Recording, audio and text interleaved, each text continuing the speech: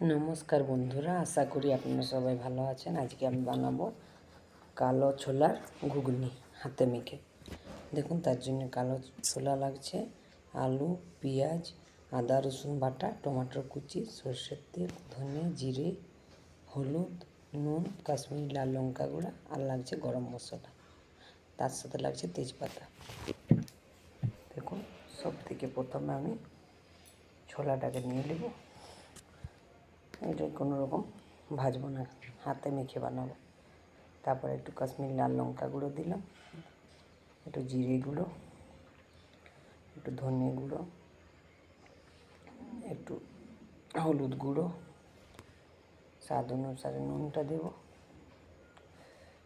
দেখুন, নুনটা দিয়ে দিয়েছি। নুনটা দেওয়ার পরে আমি এর মধ্যে আদা রসুন আর কাঁচা লঙ্কা বাটাটা দিয়ে দিলাম। পেঁয়াজ কুচিটা একটু বেশি লাগবে। দেখুন, পেঁয়াজ কুচিটা দিয়ে দিয়েছি, টমাটোর কুচিটাও দিয়ে দিয়েছি। এরপরে আমি হাতে করে খুব ভালো করে কিছুক্ষণ ধরে ওই 5 থেকে 7 মিনিটের মতো মেখে নেব। দেখুন, এরকম করে মেখে নেবেন। দেখুন, মাখিয়ে নিয়েছি। এরপরে এর মধ্যে আলু কুচিটা দেবো। আলুটা আপনারা চাইলে একটু কমও দিতে পারেন।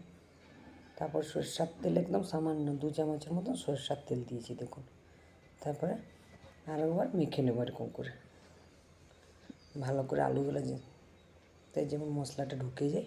দেখুন, মাখাটা হয়ে গেছে আমার। এরপরে আমি এর মধ্যে একটু গরম মশলাটাও দিয়ে দিলাম।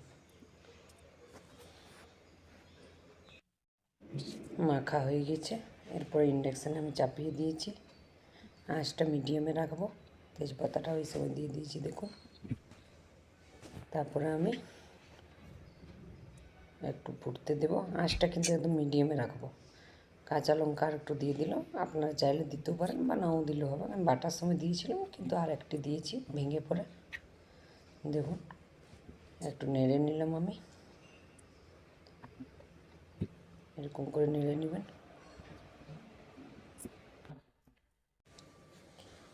দেখুন, নেড়ে নিয়েছি কিছুক্ষণ ধরে। এরপরে আমি একটু জল দেব। জলটা কিন্তু হালকা আমি গরম করে নিয়েছি। আপনারা তো জানেন না, আমি সব রান্নাতে হালকা জল গরম দেওয়ার চেষ্টা করি। দেখুন, জলটা দিয়ে দিয়েছি। এরপরে আমি ঢাকাটা বন্ধ করে ওই 3 সিটির মতো হতে দেব। দেখুন, আমি 3 সিটির মতন লাগিয়ে নিয়েছি, ঢাকাটা খুলে নিয়েছি। এরপর আমি ভালো করে নেড়ে নেব। এই ছোলাটা এরকম রান্না করা খুবই সহজ। দেখুন, মেখে একবারে দিয়ে দেন, কোনো ঝামেলা না। এটা খেতেও খুব ভালো হয়, একবার দেখবেন বানিয়ে।